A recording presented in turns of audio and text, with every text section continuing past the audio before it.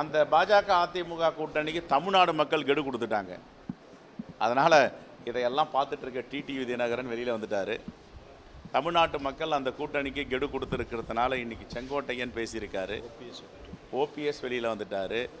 இன்னும் யார் யார் வெளியே வர போகிறாங்கன்னு தெரியல. அது மூழ்கின்ற கப்பல், அந்த கப்பலில் ஏறினால் முழுகி விடுவோம் என்று ஒவ்வொருவராக ஒரு காரணங்களை சொல்லி வெளியே வருகிறார்கள். தமிழ்நாட்டு மக்கள் ஒருபோதும் பாஜக அதிமுக கூட்டணியை ஏற்க மாட்டார்கள். இது யதார்த்தமான உண்மை.